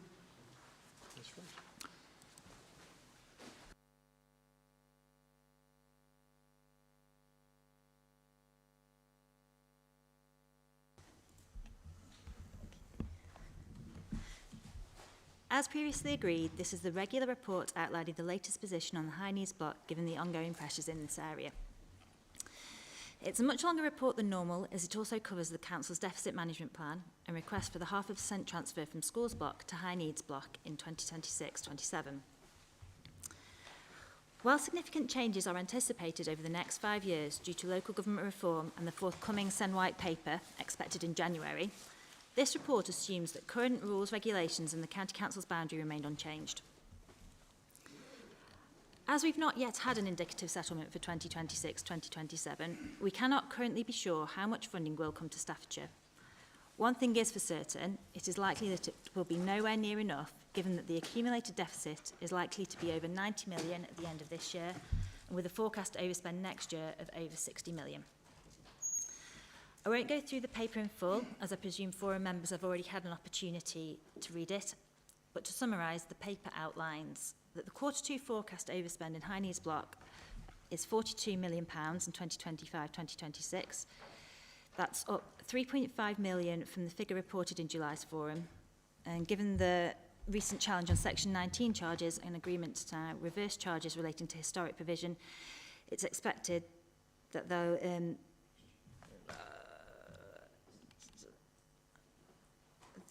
that there will be a further impact of over £1 million to add to the reported Q2 forecast. Furthermore, given a recent update on post 16, the Q3 forecast is likely to be pushed up to around £45 million overspent. The overspend is despite increased government funding this year of about 7.8%, which, as in previous years, is proving insufficient to keep pace with rising demands and costs. Yet again, the funding gap has increased significantly this year. With now around 9,600 EHCPs, increasing at typically £1,000 per annum, demand is up nearly 50% from just 3 years ago. This is impacting across all areas, but especially the independent sector, with placements now in excess of 800, a rise of around 55% in 3 years. Within the 2025-2026 forecast, there remains some additional costs related to the introduction of the now suspended EBT model. The paper confirms the work that the LA has undertaken following this suspension and its commitment to reintroducing the EBT. Due to the bringing forward of the new Children's Information Management System, Liquid Logic, any reintroduction will now take place once the implementation of Liquid Logic has been commenced. This is expected to be by December 2026, meaning that the reintroduction of the EBT will not be before April 2027 at the earliest.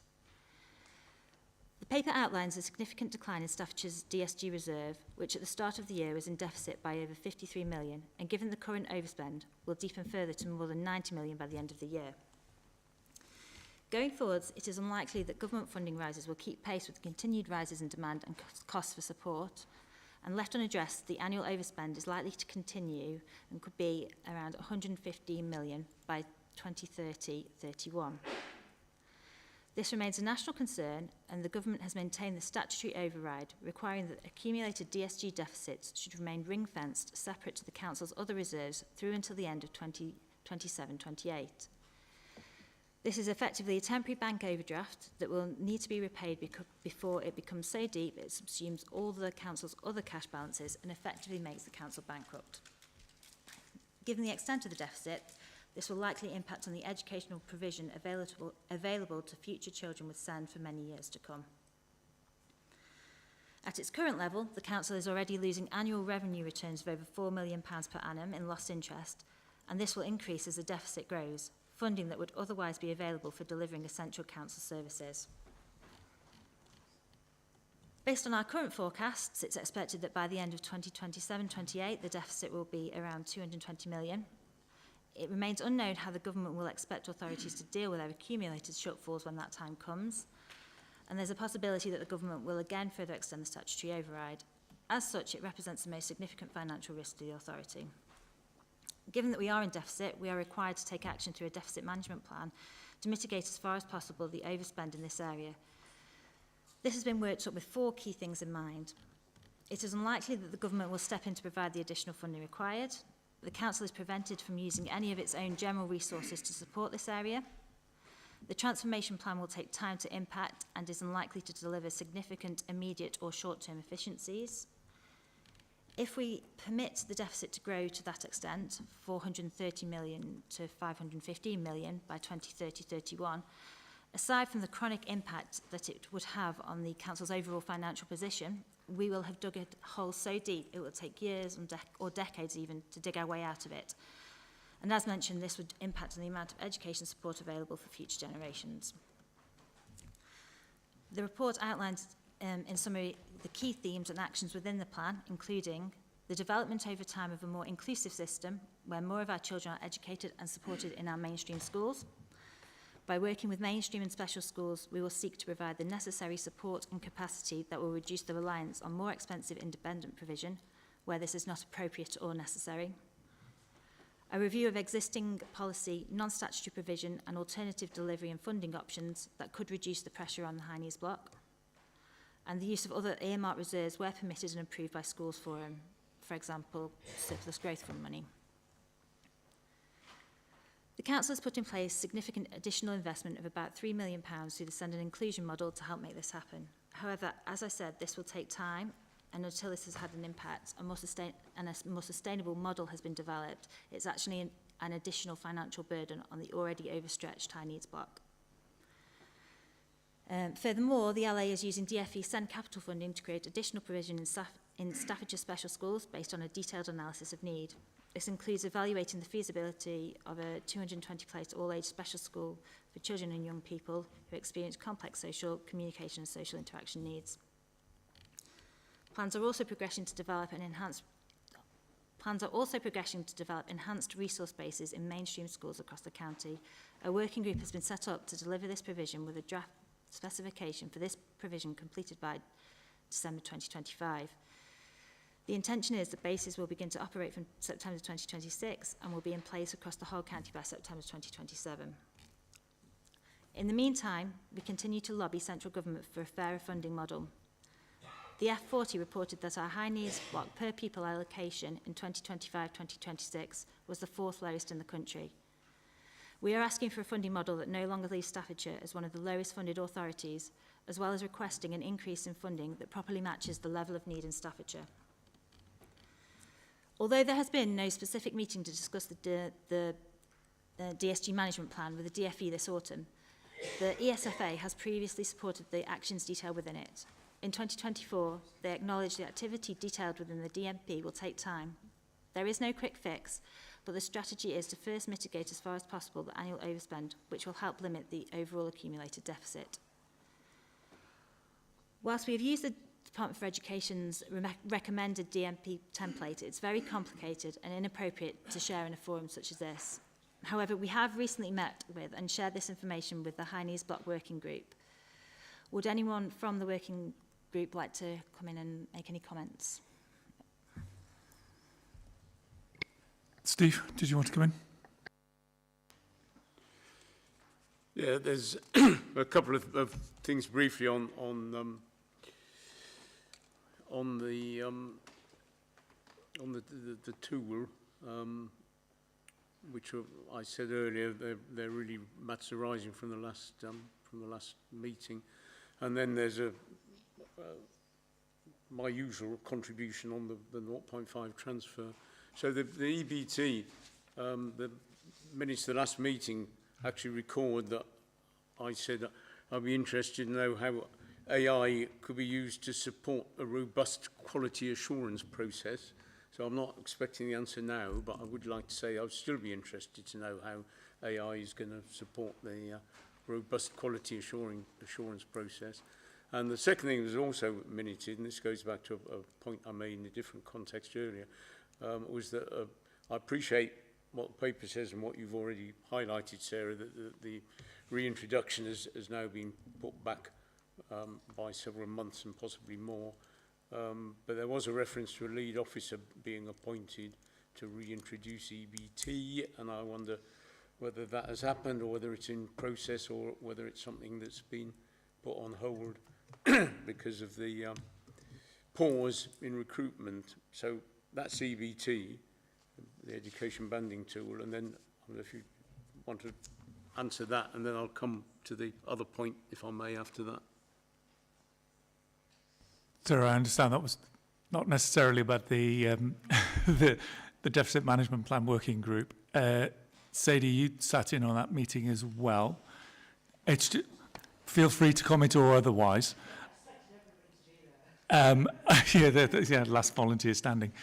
I think from my perspective, clearly, having sat on that group, it is apparent that there is a significant amount of work in dealing with a very, very challenging situation.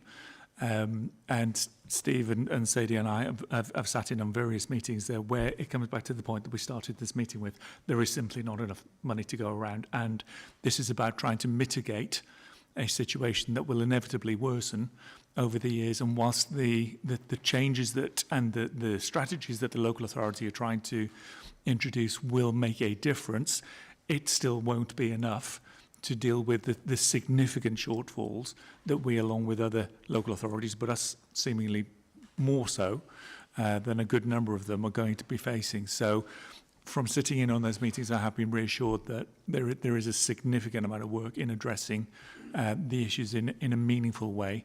But again, it is beyond comprehension that the circumstances are as bad as they are, not just for us, but for everybody else as well. And at some point, feel free to come back to the points that Steve asked about as well. Steve, I might as well come in terms of the EBT point, in terms of those, the kind of the lead officer perspective. We've redirected that resource to the implementation of the new management system, because one of the things that will be happening in terms of that management system. So currently, I don't know if Schools Forum are aware, but we use Care Director for our children's social care perspectives. But there are, and I'm going to kind of use clumsy language now, so forgive me for the clumsy language because I'm not a kind of a systems person, but there is a send module within Liquid Logic that wasn't in Care Director, and our intention is to move all of our kind of systems into particularly youngsters on an EHCP to within Liquid Logic. And so that kind of resource that we were going to direct towards EBT now is being directed to ensure that we can get all of that information within the Liquid Logic management system to provide a more holistic view of those particular youngsters who are most vulnerable. So that's the answer to it. And you know, being honest, and I think, you know, colleagues, we've had conversations kind of before this that we cannot do everything, and at this point in time, the priority is to make sure that we have a children's system, management system, and so we are contributing to that. Thanks, Jim. Okay, was there a further follow-up to that, Steve, or shall I ask Sarah to continue? Yeah, I'm sorry. I was premature coming in there. Yeah, carry on. Sorry. Sarah. Okay, so that brings me to the final part of the paper, which outlines the proposals for the 0.5% funding switch next year from the schools block, estimated to be around £3.5 million. This is a key part of the deficit management plan, and although the school's operational guide 2026-2027 has yet to be published, colleagues in central government have indicated that where a transfer request is planned, local authorities should follow procedures as set out in the 2025-2026 operational guide and request a transfer in principle from Schools Forum.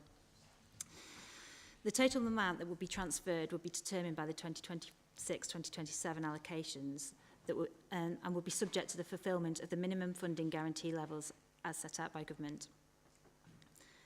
Based on our current estimated settlement, the transfer would be about £3.5 million. The Council has consulted with our schools on this proposal, and the result of which is attached at Appendix 2 and 3 of the report for consideration by Schools Forum. Understandably, given the shared pressures we are all facing at the moment, the feedback is against the transfer, although admittedly on an exceptionally low response rate of just 4.5%. We recognise the financial difficulties faced by some of our schools, and we understand that to them, that to you, this feels like a significant ask. But please remember that our schools are an essential part of the solution to the current challenge, and this funding will be used to provide the targeted investment we need to develop a more inclusive system where schools feel supported. Given the increasing financial burden that we're building up for the next generation of students, we feel that this is a necessary and the most sensible and prudent course of action. Therefore, we recommend that Schools Forum vote to recognise and endorse the strategies outlined in the DSG management plan and approve the 0.5% transfer. Happy to take any further questions. Thank you, Sarah. Okay, Emily, did you want to come in?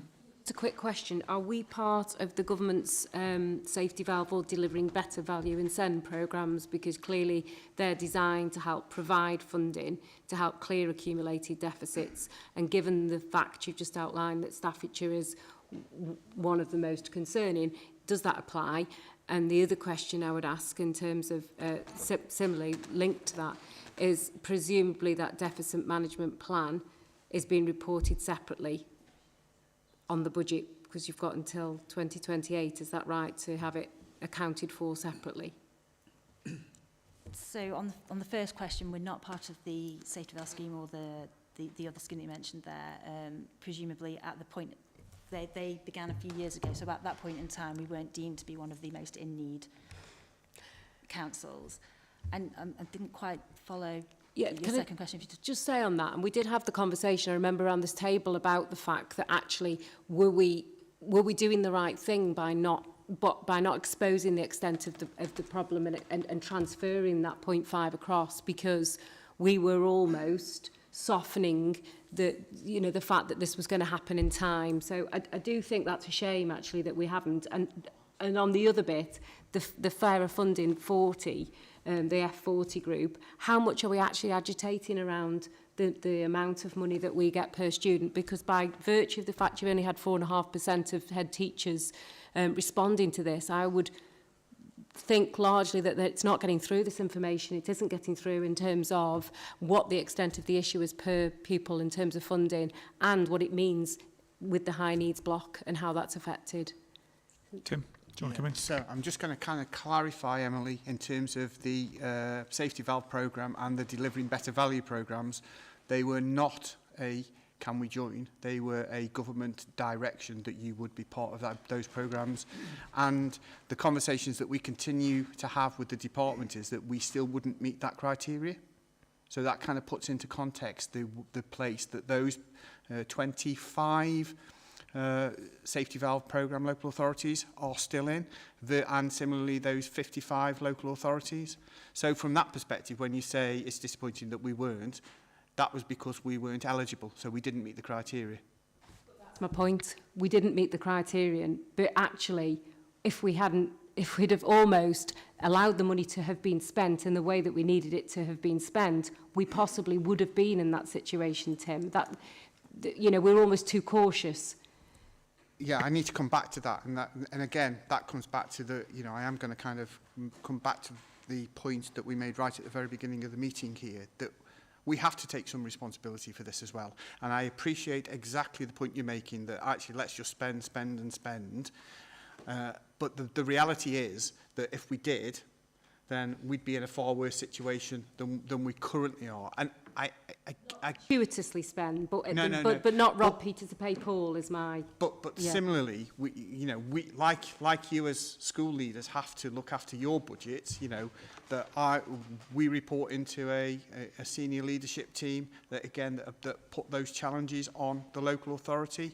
And I wasn't going to mention, but I will mention that in the press this week we've seen where a local authority auditors, so they are external auditors, have written to the local authority to say, we don't think you've done enough. And so one of the things that we have to demonstrate is that we are taking every action that we can take to address it. And despite all of those actions, our deficit continues to grow. So let's not be, kind of coy about this, that it will be close enough to £100 million at the end of the next financial year.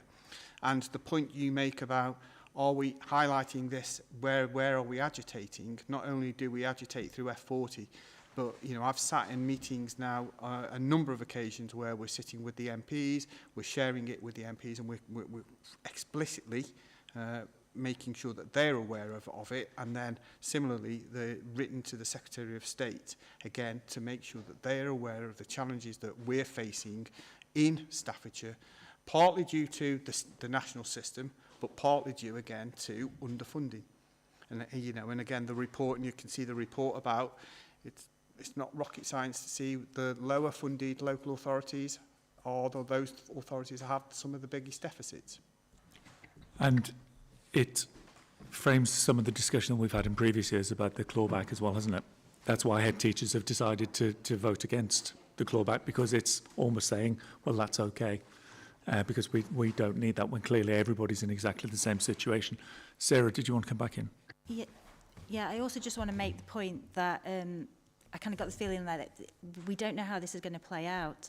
We don't know if in the end we're going to have to pay all of that money back, in which case to just go, oh yeah, it's fine, that would only be impacting on future generations of Staffordshire. We are also talking about a high needs block and another block that supports children.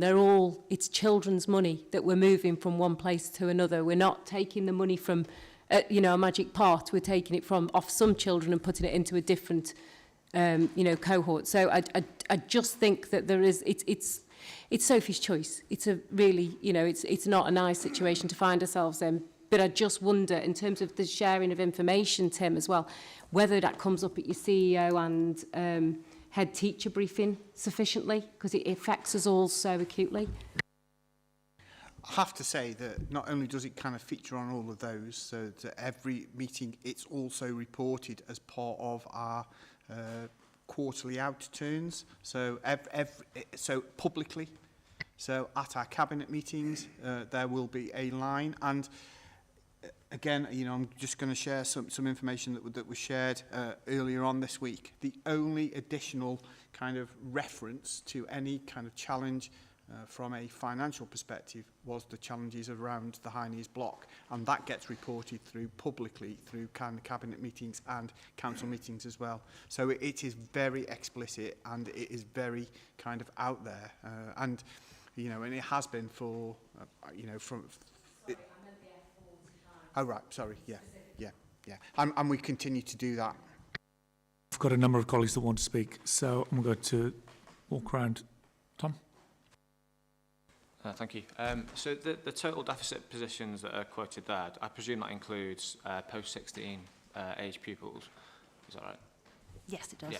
So is it right, so the £3.5 million, if it is approved or if it is transferred, is it fair and right that we're taking funding effectively off school-aged pupils, pre-17, to effectively will be partially subsidising some of the deficit that will relate to post-16?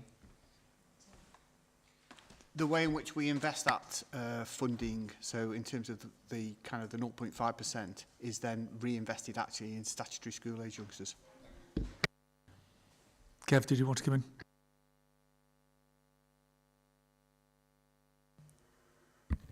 Yeah, apologies, it wasn't that easy to hear at the back, but I was picking up on maybe some of the points that you raised. Did you say that because we're doing the 0.5% funding switch, it's a masked our extent of our problem, and we therefore possibly didn't qualify for the safety valve and the programme for the better value? I don't know the eligibility criteria, so it was more of a question really. Okay, just to clarify on that then.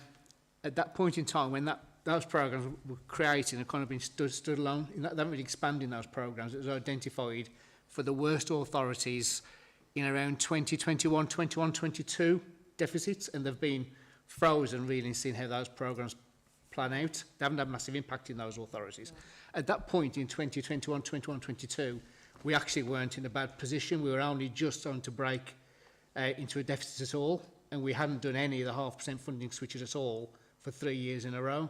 So there was no 0.5% funding switches that at all masked our position at that point, that affected our ability to meet that criteria. So that was my point really. So they were only those only entered in 21, and there's been no other. There's been a couple additions per annum for a couple of years that did bring extra ones on, but they were still the ones that were far worse situation. We've got this. It's been a very it's like an expensive curve. You've seen it, and there are a lot of authorities were a lot ahead of us in that dropping off, and we were nowhere near the qualification. In fact, I think we had, when the SFA came to see us, and we asked about, well, how far short are we of qualifying if we were, and we were in the last 5% quartile at that point in time. We weren't even close to ever qualifying. We've got a number of other colleagues that need to make a point briefly. If I would, I'd ask, please, Vicky.